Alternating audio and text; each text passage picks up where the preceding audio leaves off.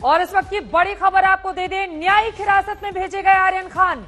बड़ी जानकारी, बड़ी खबर इस वक्त की, न्यायिक हिरासत में भेजे गए आर्यन खान। आपको बता दें कि सभी 8 आरोपियों को न्यायिक हिरासत दे दी गई है।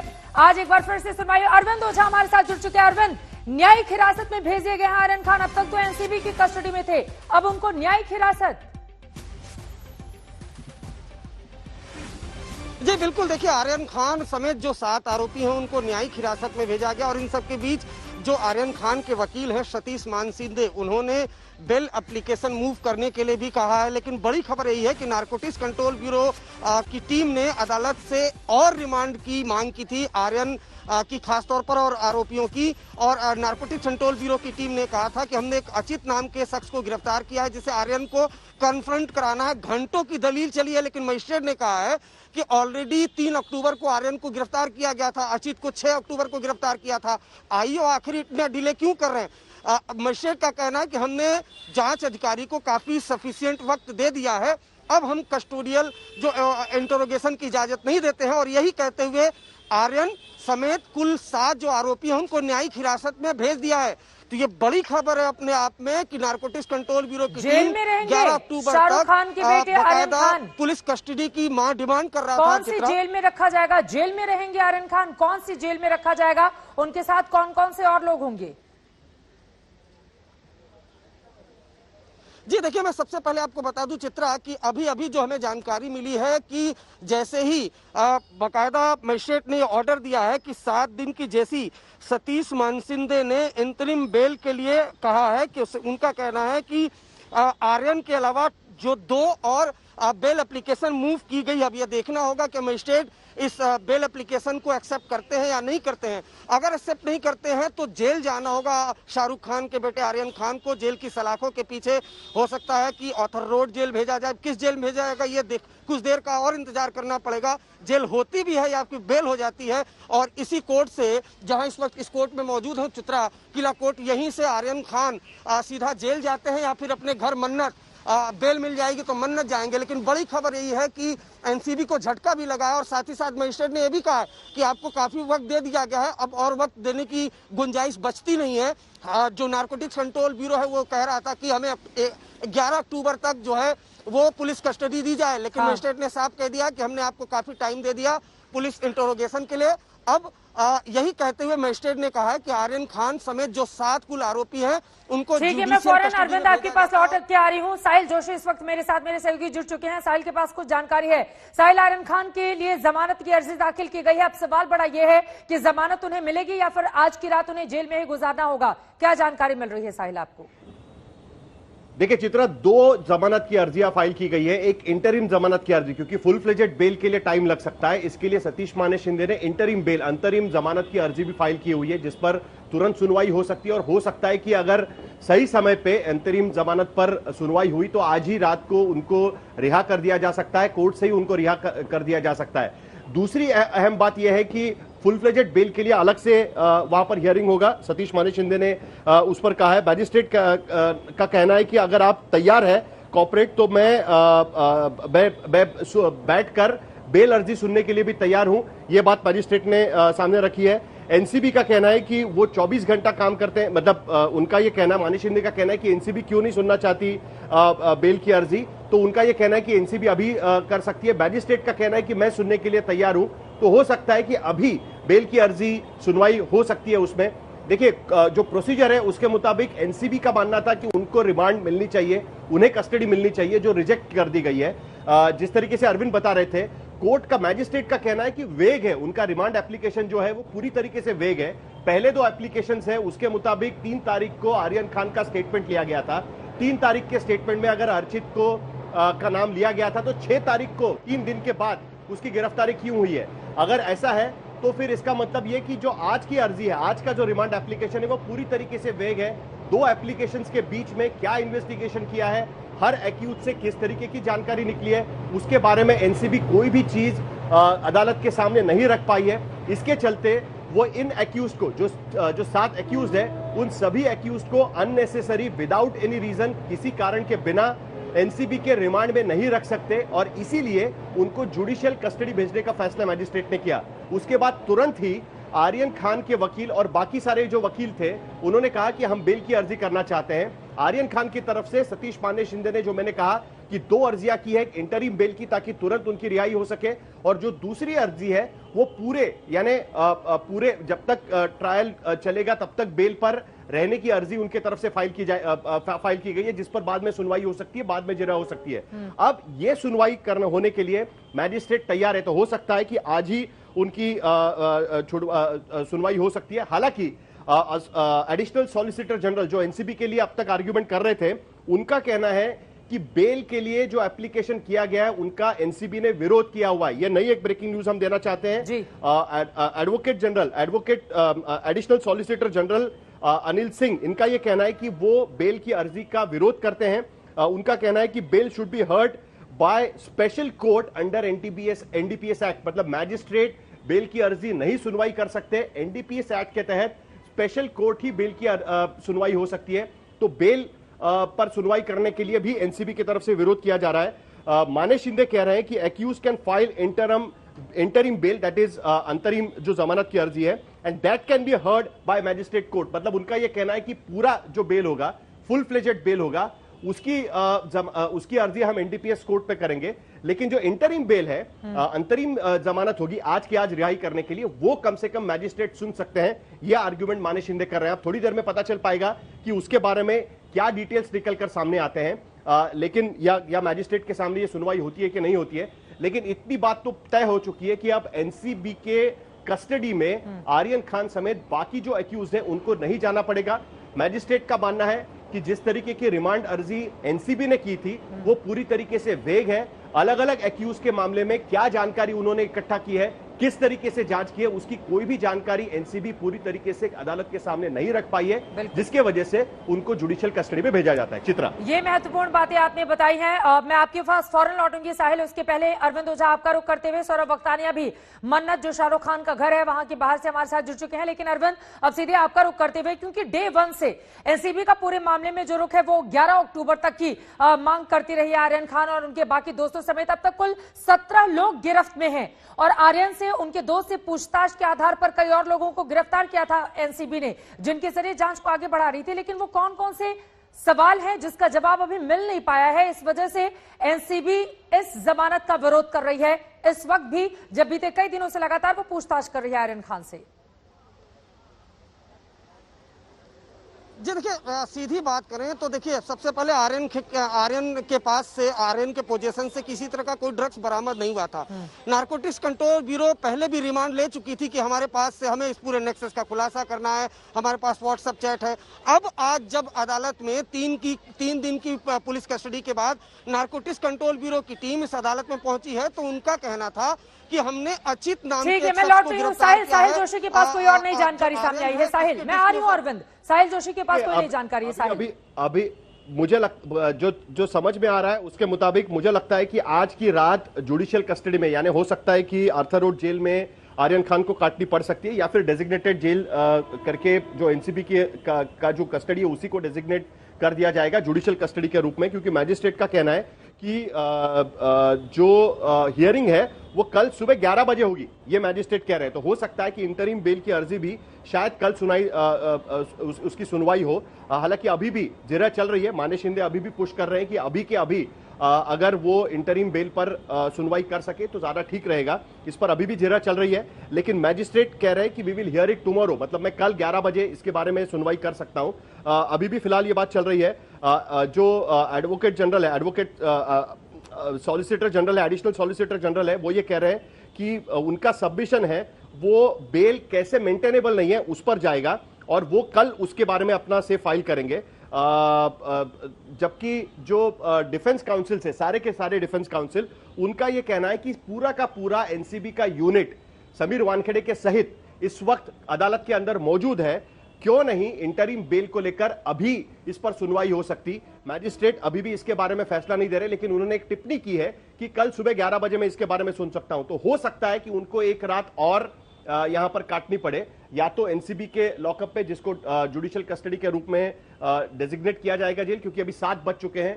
जेल के दरवाजे बंद हो जाते हैं, उसके बाद जुडिशियल कस्टडी में भेजना काफी मुश्किल हो जाता है। लेकिन अभी भी इसके बारे में जिरह चल रही है।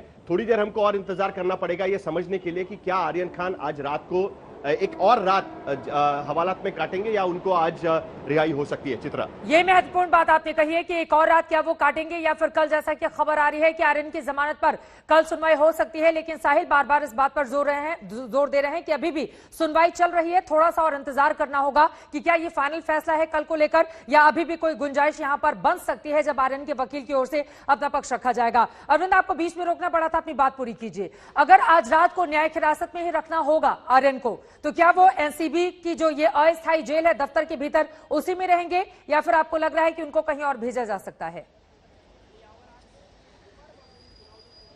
जी देखिए, कुछ देर में अभी पता चलेगा। लेकिन बहुत इंटरेस्टिंग चीज एक और आई है कि जो नारकोटिक्स कंट्रोल ब्यूरो के वकील थे वो बेल का विरोध कर रहे थे और ये कह रहे थे कि एनडीपीएस एक्ट में सेशन कोर्ट में इसकी सुनवाई हो। लेकिन सतीश मानसिंदे ने कहा है कि जो एनसीबी के वकील हैं वो लोगों की आजादी के लिए खड़े रहें। तो कुल मिलाकर अभी बात करें, मजिस्ट्रेट का ये कहना है कि बहुत मुमकिन है कि कल इसकी बात की सुनवाई हो। देखिए, अब से कुछ देर में पता चल पाएगा और जहां तक मुझे लग रहा है, जहां तक ये जानकारी है कि लगता है कि कल ही इस पूरे मामले की सुनवाई होगी। हालांकि अभी अंतिम फैसला नहीं आया, कुछ देर में पिक्चर क्लियर होगी। लेकिन न्यायिक हिरासत में तो भेज दिया। और जिस तरीके से जो मैं पहले ही बता रहा था कि दरअसल narcotics control bureau police custody की मांग कर रहा था, उसको पूरी तरीके से खारिज किया। साहिल जोशी के पास कुछ और जानकारी है। साहिल बताइए, साहिल के पास कुछ और जानकारी है। ये अभी तय हो गया है कि कल ही सुनवाई होगी, आज अभी सुनवाई नहीं होगी। तो हो सकता आज रात सातों एक्यूज जिनको आज जुडिशियल कस्टडी में भेजा गया है उन्हें आज हवालात में काटना पड़ेगा। थोड़ी देर में यह पता चल पाएगा कि मोस्ट ऑफ द टाइम्स ऐसा होता है कि 7 बजे के बाद आमतौर पर जब जुडिशियल कस्टडी में भेजा जाता है तो जहां की हवालात है वह उसी को जुडिशियल कस्टडी को डेजिग्नेट किया जाता है और कई बार उनको वहीं रखा जाता है। एक रात का सवाल है इसके लिए, क्योंकि अभी किसी जेल भेजना ये काफी मुश्किल होगा क्योंकि वो पूरा प्रोसीजर होता है वो फॉलो करना। लेकिन अगर ऐसा नहीं होता है तो आर्थर रोड जेल शायद उनको भेजा जा सकता है। 7 एक्यूज्ड हैं, उसमें 2 महिलाएं हैं, उनको भाईखला जेल भेजा जा सकता है और जो बाकी 2 महिलाएं हैं और बाकी जो लड़के हैं उनको आर्थर रोड जेल भेजा जा सकता है। आमतौर पर तलोजा या आर्थर रोड जेल भेजा जाता है। लेकिन अब चूंकि 7 बज चुके हैं, 7 बज गए यानी दरवाजे बंद हो जाएंगे जेल के और उसके वजह से हो सकता है कि एनसीबी की हवालत को वहां पर जुडिशियल कस्टडी मान लिया जाएगा और वहीं पर उनको रखा जाएगा। लेकिन इस दौरान एनसीबी अधिकारी उनसे कोई पूछताछ नहीं कर सकते क्योंकि अब जुडिशियल कस्टडी में है, अदालत की कस्टडी में है, न्यायिक हिरासत में है। तो ये बात भी उसके वजह से साफ हो जाती है। तो अब जो भी बेल को लेकर फैसला होगा, जो भी जिरह होगी वो कल सुबह 11 बजे होगी, ये बात तय हो गई। ठीक है, मैं आप तीनों लोगों के पास आऊंगी। उसके पहले इस वक्त की बड़ी खबर आपको दे दें। शाहरुख खान के बेटे आर्यन खान को अब जेल जाना होगा। जेल कहां भेजा जाएगा इसको लेकर जैसे ही और जानकारी मिलती है अपने दर्शकों तक हम पहुंचाएंगे। हमारे तीनों सहयोगी जुड़े हुए हैं। लेकिन बड़ी खबर, ड्रग्स पार्टी केस में कोर्ट का आदेश है, जेल भेजे जाएंगे शाहरुख खान के 23 साल के बेटे आर्यन खान। आपको बता दें लगातार एनसीबी के वो कस्टडी में थे। मुंबई ड्रग केस में न्यायिक हिरासत में आर्यन खान भेजे गए हैं और जैसे कि साहिल हमारे संवाददाता जानकारी दे रहे थे कि जब वो न्यायिक हिरासत में भेजे गए हैं तो एनसीबी की टीम फिलहाल उनसे कोई पूछताछ नहीं कर सकती। जमानत याचिका पर कल 11 बजे दिन में सुनवाई होगी। आर्यन समेत सभी 8 आरोपियों की ये याचिका फिलहाल जमानत याचिका पर कल 11 बजे सुनवाई होगी। ऐसे में उनको जेल जाना पड़ेगा, ये बात पूरी तरह से साफ हो चुकी है। बार बार आपको रोकना पड़ा था लेकिन पहले सीधे रुक कर लेते हैं शाहरुख खान के घर के बाहर का। सौरभ बख्तानिया वहां से जुड़े हुए हैं। सौरभ, शाहरुख खान इस वक्त कहां है? उनके वकील की ओर से लगातार कोशिश की गई कि आर्यन को जल्द से जल्द जमानत मिल जाए लेकिन बहुत सारी ऐसी बातें उनके खिलाफ गई, इस वजह से आज रात और उन्हें जेल के भीतर गुजारनी होगी। शाहरुख खान, उनकी फैमिली, उनके वकील की ओर से कोई भी प्रतिक्रिया इस पूरे मामले में आई है क्या सौरभ? नहीं चिता, जब से ये केस सामने आया है तब से शाहरुख खान या फिर उनकी टीम की तरफ से कोई भी प्रतिक्रिया नहीं आई है। लगातार यही कोशिश की जा रही है चित्रा कि जो आर्यन खान है वो जेल ना जाए, क्योंकि देखिए एनसीबी की कस्टडी एक तरफ होती है, वो एक बिल्डिंग है, ऑफिस है, वहां पर एक रात रुकना वो अलग बात होता है, जेल की हवा खाना ये अलग बात होता है। जैसे ही अब जुडिशियल कस्टडी को ऑर्डर कर दिया गया है यानी कि आर्यन खान को किसी जेल के अंदर जाना पड़ता है। देखिए मुंबई में अगर जो ऐसा कोई केस होती है, अरविंद के पास कुछ जानकारी है, काफी ज्यादा हलचल इस वक्त देखने को मिल रही है अरविंद की जहां पर मौजूदगी है। अरविंद, किला कोर्ट के बाहर आप मौजूद हैं, क्या देख रहे हैं? जी देखिए चित्रा, मैं आपको जी चित्रा, आपको देखिए अगर तो यहाँ पर जो कोर्ट के बाहर मुंबई पुलिस की एक बड़ी टीम तैयार कर दी गई है और बहुत मुमकिन है कि आरोपियों को जल्द ही यहाँ से बाहर निकाला जाए। देखिए काफी कोर्ट के बाहर गहमा गमी है। जब से अदालत ने फैसला सुनाया है कि जो 7 आरोपी हैं, शाहरुख खान के बेटे आर्यन खान समेत जो 7 आरोपी उनको न्यायिक हिरासत में भेजा जाता है, तब से देखिए जो पूरा कोर्ट परिसर है उसके बाहर साहिल के पास बड़ी खबर है। साहिल बताइए साहिल। देखिए, जो बात मैं कह रहा था आखिरकार वही हुआ है। मैजिस्ट्रेट ने कहा है कि the zonal director Sameer Wankhede requested the court to keep the custody of the accused with the NCB as the jail authority do not receive the accused in the absence of the covid report. मतलब covid report के absence में कोई भी jail इन्हें फिलहाल jail के अंदर नहीं ले सकता। इसके लिए फिलहाल अब उनको एनसीबी के दफ्तर में ही 7 आरोपियों को वहां पर रखा जाएगा। जो बात मैंने कही कि अब वो न्यायिक हिरासत में है, लेकिन फिलहाल वो एनसीबी के दफ्तर में ही आज रात को भी रहेंगे। आर्यन खान के समेत बाकी सारे जो 6 लोग हैं, टोटल 7 जो एक्यूज हैं, वो सारे के सारे एनसीबी के दफ्तर में ही आज रात को रहेंगे। समीर वानखेड़े ने यह बात कोर्ट के सामने रखी, उस पर सारे जो डिफेंस लॉयर्स हैं उन्होंने इस बात को माना और इसका मतलब ये कि अब सारे एक्यूज्ड उसी एनसीबी के दफ्तर में रहेंगे। उसके साथ साथ परमिशन भी दिया गया है उनको कि अगर उनके फैमिली मेंबर्स उनको मिलना चाहे तो वो भी उनको मिल सकते हैं। इसकी इजाजत भी मैजिस्ट्रेट ने फिलहाल उनको दी हुई है। यानी आज अभी से ये सारे लोग न्यायिक हिरासत में हैं, लेकिन एनसीबी का जो मुंबई का दफ्तर है उसी दफ्तर में इन सभी आरोपियों को फिलहाल रखा जाएगा। आज रात की रात भी उनको एनसीबी के दफ्तर में ही रखा जाएगा। लेकिन कानून के मुताबिक अब एनसीबी के अधिकारी उनकी पूछताछ नहीं कर सकते क्योंकि वो न्यायिक हिरासत में। बिल्कुल, और ये तस्वीरें हम दिखा रहे हैं किला कोर्ट की। आपको बता दें कि आर्यन खान समेत सभी आरोपियों को बाहर लेकर आया जाएगा, लेकिन जो उनकी कोविड रिपोर्ट नहीं है, तमाम बहुत सारी औपचारिकताएं होती हैं किसी भी जेल के भीतर जाने के ठीक पहले। तो रात हो गई है, वो तमाम चीजें पूरी नहीं की जा सकती, इसलिए एनसीबी के दफ्तर में ही रखा जाएगा। और न्यायिक हिरासत में जाने का सीधा सा मतलब यह है कि एनसीबी की टीम फिलहाल उन लोगों से कोई पूछताछ नहीं करेगी। यानी कि कल 11 बजे तक का इंतजार आर्यन खान समेत सभी आरोपियों को करना पड़ेगा और इसके साथ ही परिवार वाले जाकर मुलाकात कर सकते हैं आर्यन खान से। तो क्या शाहरुख खान, उनकी पत्नी गौरी खान, परिवार के तमाम लोग आर्यन खान से मिलने के लिए एनसीबी दफ्तर जाएंगे? ये अपने आप में बड़ा सवाल है, क्योंकि फोन पर तो बातचीत हुई जिसके बाद फूट फूट कर रो पड़े थे। हमारे साथ किला कोर्ट से लगातार अरविंद जुड़े हुए हैं। अरविंद, आसपास क्या देख रहे हैं आप, जरा तस्वीरें बताइए। देखिए तस्वीर आप देख पा रही हैं, सीधे से काफी गहमा गहमी है। और जो ये टीम है, अगर आप देखेंगे सामने जो गाड़ियां आपको देख पा रही हैं, मुंबई पुलिस की गाड़ियां हैं जो नारकोटिक्स कंट्रोल ब्यूरो के साथ तमाम जो आरोपी थे उनको एक्सकॉर्ट करके लेके आ रही थी। अब से कुछ देर बाद यहाँ से आरोपियों को निकाला जाएगा और सीधे मुंबई नारकोटिक्स कंट्रोल ब्यूरो के दफ्तर ले जाया जाएगा। जिस तरीके से वहां अगर अस्थायी जेल की बात करें तो एक तरीके से वो अस्थायी जेल होगा, वो न्यायिक हिरासत में भी रहेंगे। पहले आर्यन खान समेत तमाम आरोपी वो नारकोटिक कंट्रोल ब्यूरो के दफ्तर में तो थे चित्रा, लेकिन पुलिस कस्टडी में थे, लेकिन अब वो न्यायिक हिरासत में रहेंगे। एक बार तस्वीर में आपको दिखाना चाहूंगा कि देखिए काफी गहमा गहमी है और जो कोर्ट है, कोर्ट के बाहर दोनों तरफ जो मुंबई पुलिस के कर्मी हैं वो लगा दिए गए हैं और बाकायदा सबको यहाँ से हटाया जा रहा है। कुछ देर बाद देखिए अगर मुंबई पुलिस की यहाँ पर गाड़ी खड़ी हो चुकी है और अब से कुछ देर बाद जो शाहरुख खान के बेटे आर्यन खान समेत कुल 7 आरोपी हैं उनको यहाँ से निकाला जाएगा। ये देखिए मुंबई पुलिस की गाड़ी निकल भी रही है और ये देखिए यहाँ से ऐसा लग रहा है कि ये तमाम आरोपियों को निकाला जा रहा है। ये देखिए एक मुंबई पुलिस की गाड़ी निकली और ये शाहरुख खान के बेटे, चित्र आप देख पा रहे हैं, ये आप देख पा रहे हैं शाहरुख खान के बेटे आर्यन खान, इनको यहाँ निकाला जा चुका है। पीछे मुंबई पुलिस की ये गाड़ी है या दूसरी गाड़ी है। तो कुल मिला के यहाँ से तमाम आरोपियों को, खासतौर पर जो आगे आर्यन खान थे उनको यहाँ से निकाला गया है और नारकोटिक्स कंट्रोल ब्यूरो के दफ्तर यहाँ पर ले जाया जा रहा है। चित्रा, हम कोशिश करते हैं कि हम उस रास्ते को फॉलो करने की कोशिश करें, लेकिन ये बड़ी खबर है कि न्यायिक हिरासत में भेजा गया और कोर्ट से जो शाहरुख खान के बेटे आर्यन खान को निकाला जा चुका है। मजिस्ट्रेट ने उनको न्यायिक हिरासत में भेजा था, अब नारकोटिक्स कंट्रोल ब्यूरो के दफ्तर में भी रहेंगे। हम कोशिश करेंगे यहाँ से कि कुछ वकीलों से भी आपकी बात कराने की कोशिश करें, लेकिन बड़ी खबर यह है कि कोर्ट से शाहरुख खान के बेटे को निकाला जा चुका है। अब वो नारकोटिक्स कंट्रोल ब्यूरो के दफ्तर में जा रहे हैं। ये देखिए, और यहाँ से तमाम जो आरोपी हैं एक एक करके निकाले जा रहे हैं जिनको न्यायिक हिरासत में भेजा गया और कहीं ना कहीं नारकोटिक्स कंट्रोल ब्यूरो की टीम को झटका भी लगा है, क्योंकि वो कस्टडी की डिमांड कर रहे थे। एक एक करके ये देखिए तमाम जो आरोपी हैं चित्रा उनको निकाला जा रहा है। सबसे पहले शाहरुख खान के बेटे आर्यन खान को निकाला गया था, उसके बाद एक एक करके तमाम जो आरोपी हैं वो निकाले जा रहे हैं और सीधा नारकोटिक्स कंट्रोल ब्यूरो। ये देखिए समीर वानखेड़े की गाड़ी, हम कोशिश करते हैं उनसे बात करने की, समीर वानखेड़े से बात करने की। समीर सर, ये नारकोटिक्स कंट्रोल ब्यूरो को झटका है सर, आप कस्टडी की मांग कर रहे थे सर। आप ये देख पा रही हैं चित्रा, ये समीर वानखेड़े की गाड़ी भी है, ये भी निकल चुकी है और जिम्मेदारी पहले भी थी, चूंकि आर्यन खान पुलिस कस्टडी में थे, लेकिन अब न्यायिक हिरासत में रहेंगे। आप देख पा रहे हैं, बात करना चाहेंगे सर? तो आप देख पा रहे हैं ये गहमा गहमी यहाँ परिस्थिति है।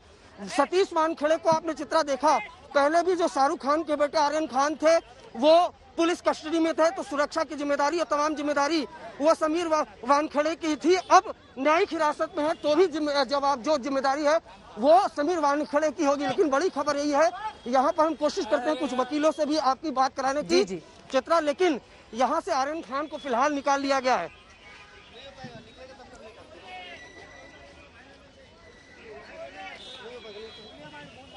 रास्ता थोड़ा चला मागे।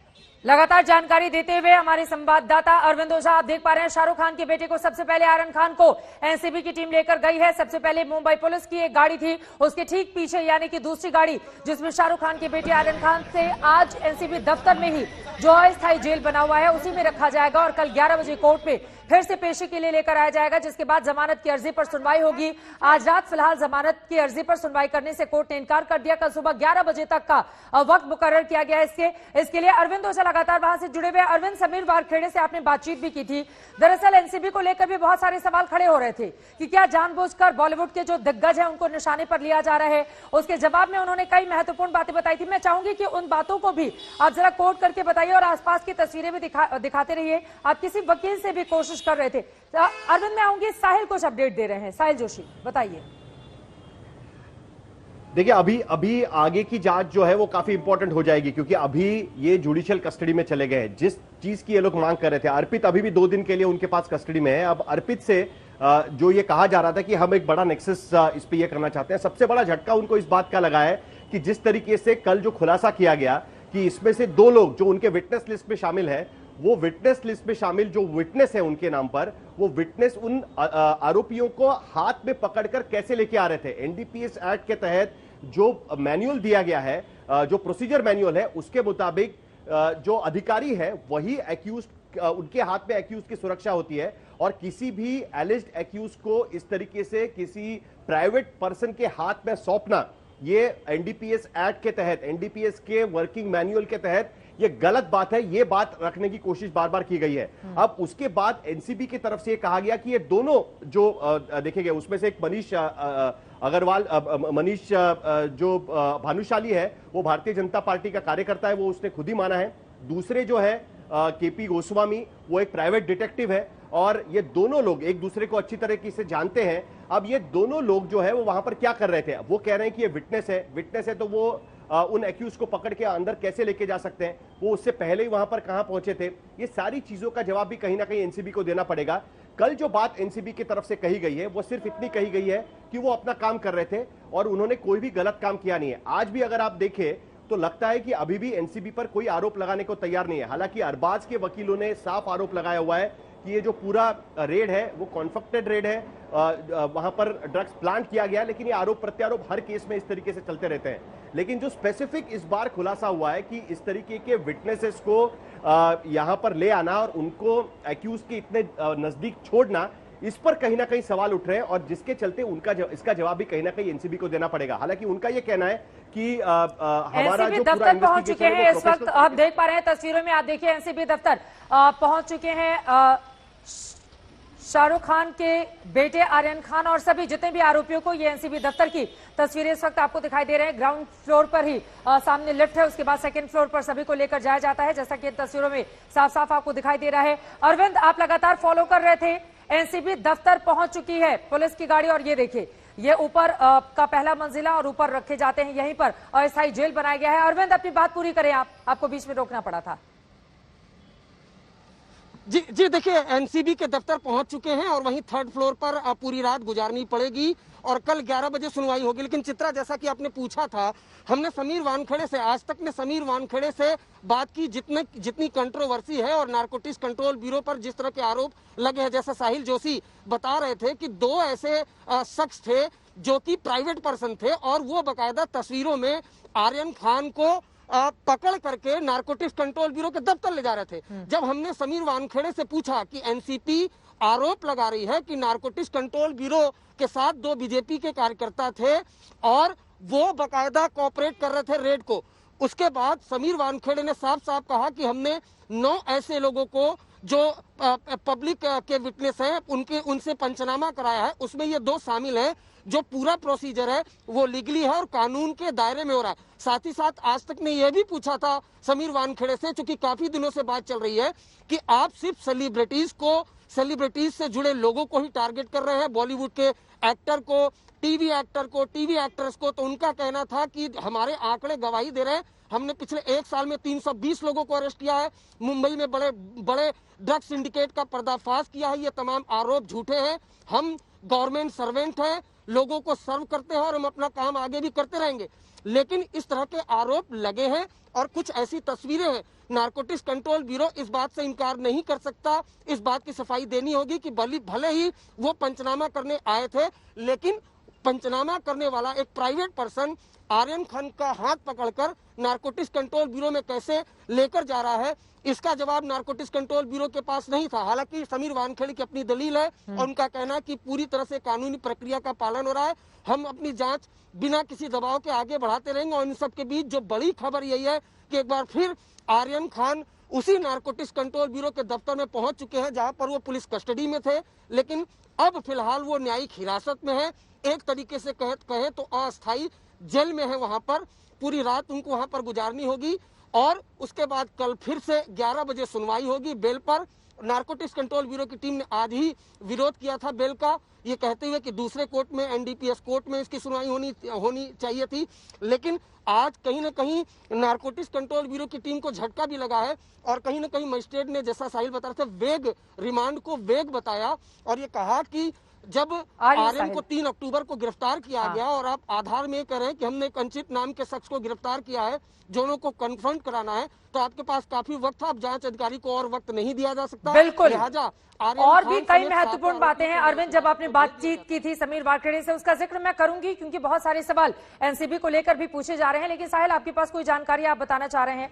अब मुश्किलें आर्यन की इतनी ज्यादा बढ़ गई हैं इसके बारे में, क्योंकि इंटरनेशनल ड्रग रैकेट की ओर भी कहीं ना कहीं एनसीबी यहां पर इशारे दे रहा है। देखिए, एनसीबी क्या इशारे दे रहा है वो उनको अदालत में देनी पड़ेगी, लेकिन जहां तक अभी इन्वेस्टिगेशन की बात है, ये बात तो अब साफ है कि अब एनसीबी को इस मामले में चार्जशीट फाइल करनी पड़ेगी और चार्जशीट फाइल करने के बाद जब जिरह होगी चार्जशीट पर, क्योंकि चार्जेस फ्रेम करने पड़ेंगे। आर्यन खान पर जो एनसीबी ने आरोप लगाया वो कंजम्पशन का आरोप है, यानी उन्होंने ड्रग्स का सेवन किया, ये आरोप लगाया हुआ है। दूसरा आरोप उन पर यह लगाया गया है कि उन्होंने ड्रग्स परचेस किए, वो भी उन पर आरोप लगाया गया है। अब ये दोनों आरोपों के बारे में उनको चार्जशीट पे अपनी जानकारी वहां पर रखनी पड़ेगी। दूसरी अहम बात यह है कि जो एनसीबी की जिरह आज पूरे अदालत में हमने सुनी है, उसके तहत उनका यह कहना था कि जो सारे 17 लोग इस पूरे मामले में पकड़े गए, अरविंद मुझे करेक्ट कर सकते हैं 17 या 18, लेकिन मेरे ख्याल से 17 लोगों के बारे में आज स्पेसिफिकली जिरह की गई। 18वां जो अर्पित है उसका 2 दिन का कस्टडी हो चुका है। तो जो 17 लोगों की कस्टडी के बारे में जिरह हो रही थी, वो 17 लोगों के बारे में एनसीबी का यह कहना है कि ये सारा एक पूरा सिंडिकेट है। उसमें से 9 लोग ये क्रूज पर मिले हैं या क्रूज पर एंटर करने के पहले मिले हैं, और जो बाकी लोग हैं उसमें पेडलर्स हैं। 2 लोग उसमें से सिर्फ ऐसे हैं कि जिनके पास कमर्शियल क्वांटिटी में नारकोटिक सब्सटेंस मिला है। बाकी जो सारे लोग हैं, आर्यन खान के पास तो कुछ मिला ही नहीं है, एनसीबी ने खुद अदालत में कहा है। जो बाकी लोग हैं उनके पास नॉन कमर्शियल क्वांटिटी, एनसीबी का कहना था कि क्वांटिटी में मत जाइए, हम ये कह रहे हैं कि ये सारे लोग रेव पार्टी के तहत वहां पर गए थे। इन लोगों को बुलाया गया था, जो जहाज पर गए उनको बुलाया गया था ये कहकर कि वहां पर ड्रग्स की पार्टी होगी, ड्रग्स आपको सप्लाई किए जाएंगे, और वो जो ड्रग्स हैं वो इन पेडलर्स के जरिए और जिनके पास कमर्शियल क्वांटिटी मिली है उनके जरिए उनको वहां पर पहुंचाया जाएगा। हालांकि वकीलों का यह कहना था, खास करके अयाज खान जो वकील है, उन्होंने ये बात कही कि 3 अलग अलग पंचनामा किए गए हैं और जो ड्रग्स बरामद हुए हैं वो अलग अलग बरामद हुए। किसी के पास एमडीएमए मिला है, किसी के पास चरस मिला है और किसी के पास गोलियां मिली है, इसकी एचकेसी की गोलियां मिली है। लेकिन जो अर्पित नहीं, आज सब आप 8 आरोपी को जुडिशियल कस्टडी में रिमांड किए हैं साहब ने, और हमारे बेल एप्लीकेशंस की हियरिंग कल सुबह में 12:30 बजे रखी है।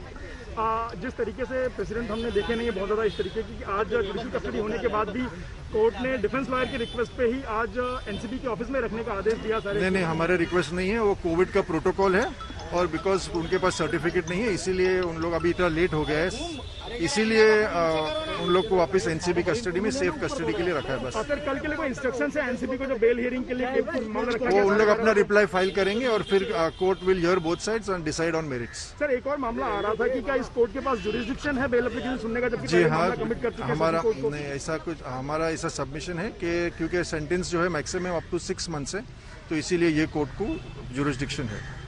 लेकिन आज जिस तरीके से आर्ग्यूमेंट्स हुई और तमाम दूसरी बातें थी, अचित की गिरफ्तारी के बाद जो नए उपजी परिस्थितियां हैं या फिर फॉरेन नेशनल की गिरफ्तारी, उन सभी आर्ग्यूमेंट्स को दरकिनार किया और कहा है कि पूछताछ नहीं, ऐसा कुछ नहीं है सर, ये सब इंडिविजुअल रिकवरीज है और एनसीबी बोल रहा था कि सब एनसीबी का सबमिशन था कि ये सब एक साथ जॉइंट है, पर ऐसा नहीं है, सब अलग अलग है। तो इसीलिए कोर्ट ने कहा कि ये अलग अलग नहीं हो सकता, अलग अलग रिकवरीज है और कस्टडी की जरूरत नहीं है। सर, आप मानते हैं कि जो एनसीबी तरफ से आर्गुमेंट्स थे वो एक तरीके से बेसलेस थे, कोर्ट ने ये माना? क्या ऐसा नहीं है, we all may do our job sir, court decides 6 दिन तो कस्टडी में था वो, तो द कोर्ट थॉट कि it was sufficient time for them to investigate, that's all. Achit के रोल को लेकर काफी कुछ दावे किए गए, अरबाज के बारे में भी और आर्यन के बारे में भी, लेकिन कोर्ट ने उसको एक्सेप्ट नहीं किया क्योंकि कुछ एविडेंस नहीं है, तो कोर्ट क्यों एक्सेप्ट करेगी? ठीक है, थैंक यू।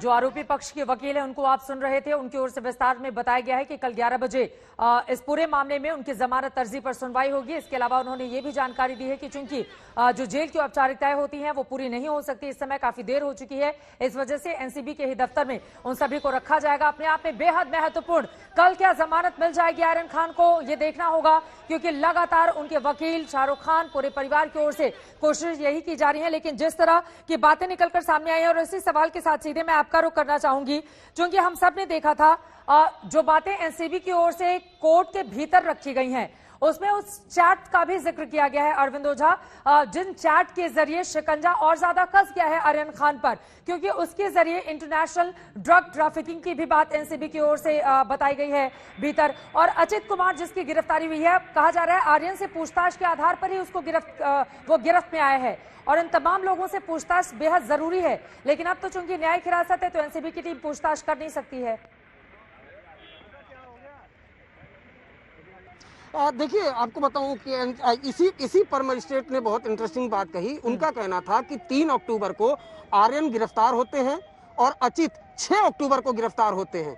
आज जो तारीख है, इतना काफी सफिशिएंट वक्त था कि नारकोटिक्स कंट्रोल ब्यूरो के जो आईओ थे वो कन्फ्रंट करा सकते थे। तो ये जो रिमांड मांगी जा रही है ये वेग है, इसीलिए न्यायिक हिरासत में भेजा गया। यानी नारकोटिक्स कंट्रोल ब्यूरो की वो दलील कि अचित और आर्यन अरबाज को कॉन्फ्रंट कराना है वो खारिज कर दिया। नारकोटिक्स कंट्रोल ब्यूरो ने जरूर ये दावा किया है कि जो अचित नाम का शख्स है, मुंबई के पवई का रहने वाला है, उसको गिरफ्तार किया गया है स्मॉल क्वांटिटी की ड्रग्स के साथ।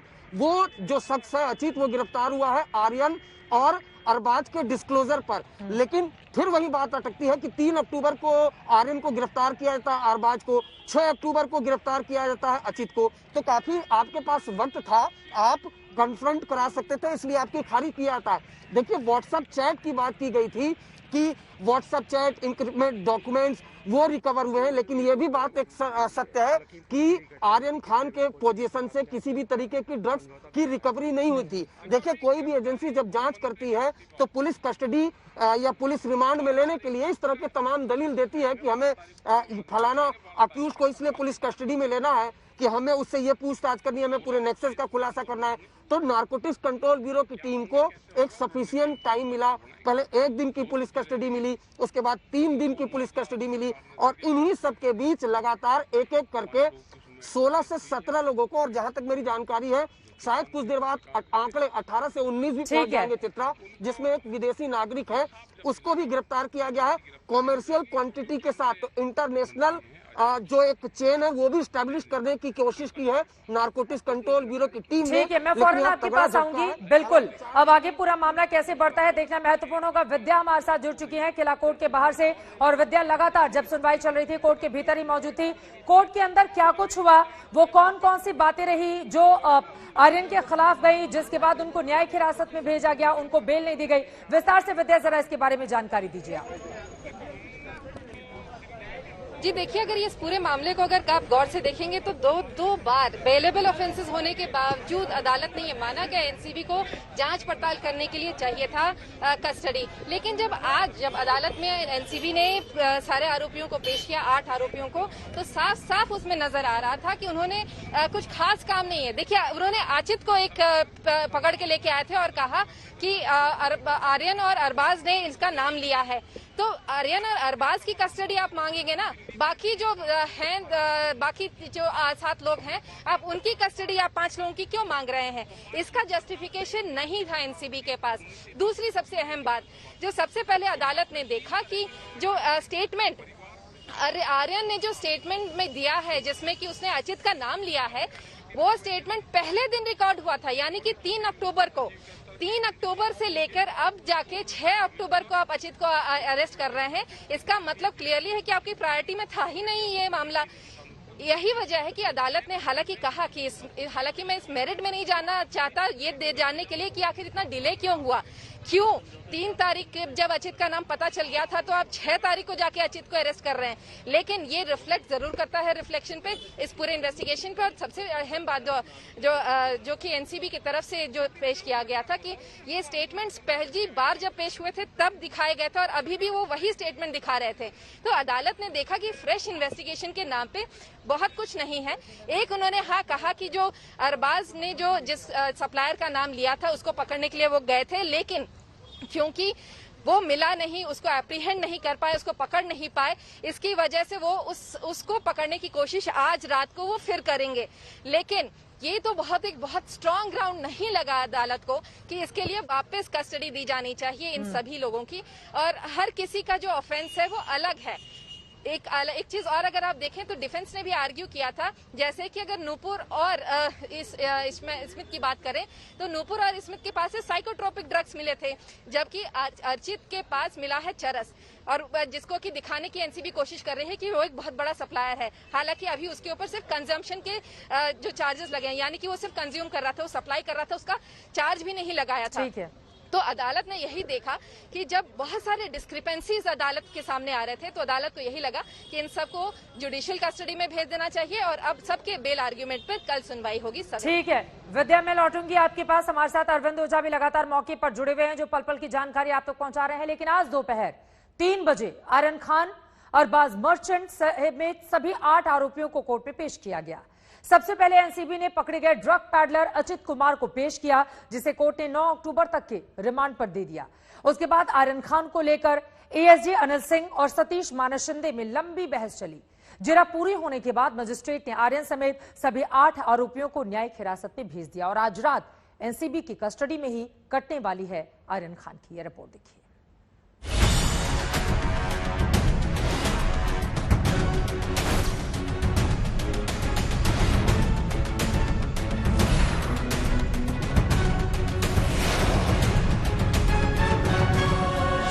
सुबह से ही एनसीबी दफ्तर में लोगों का हुजूम जमा था, क्योंकि आज मुंबई क्रूज ड्रग केस के आरोपियों को एनसीबी कोर्ट में पेश करने वाली थी। एनसीबी की टीम दफ्तर से तेजी के साथ निकली। साथ निकले आर्यन खान, अरबाज मर्चेंट और मुनमुन धमीचा। इन्हें लेकर एनसीबी की टीम किला रोड कोर्ट के लिए निकल पड़ी। सबसे आगे अरबाज मर्चेंट की गाड़ी थी, उसके बाद मुनमुन धमीचा और उसके पीछे की गाड़ी में आर्यन खान बैठे थे।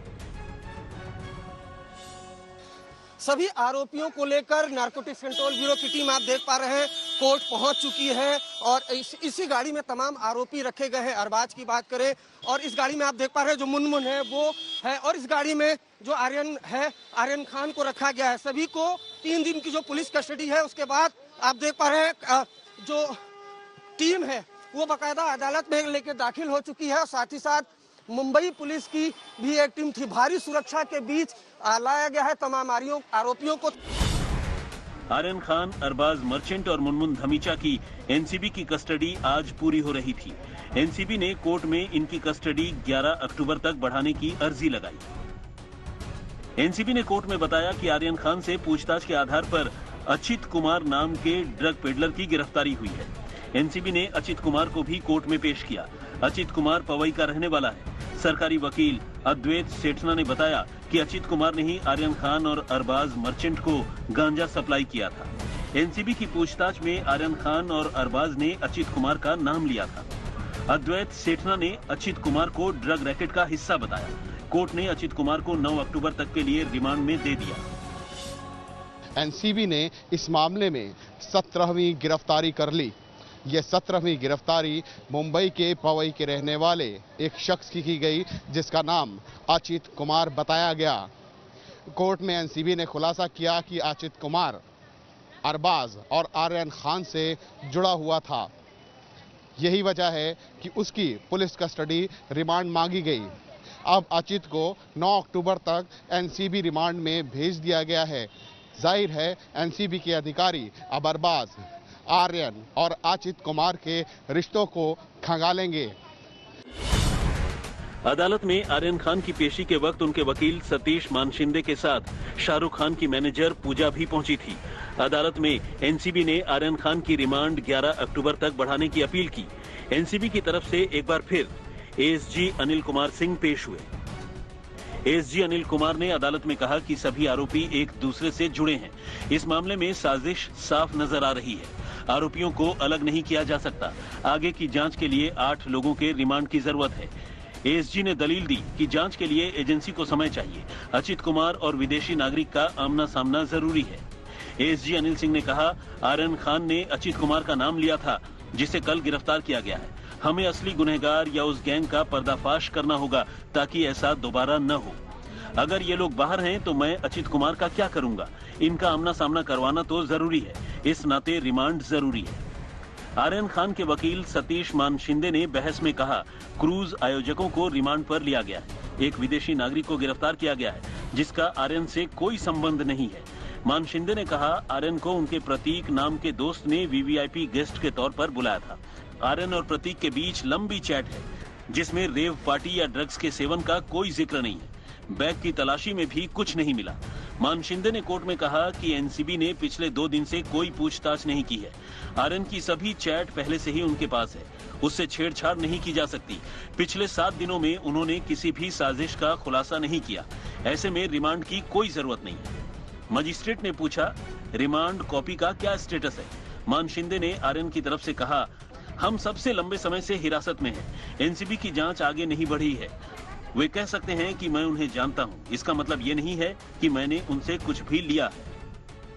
आर्यन खान के वकील सतीश मानशिंदे ने कोर्ट में ये बताया कि अरबाज मर्चेंट से आर्यन की दोस्ती थी, लेकिन आर्यन को अरबाज की गतिविधियों के बारे में कुछ पता नहीं था। प्रतीक नाम के जिस दोस्त ने आर्यन को बुलाया था, वो अरबाज मर्चेंट का भी दोस्त था। विद्या के साथ तंसीम हैदर, मुंबई, आज तक।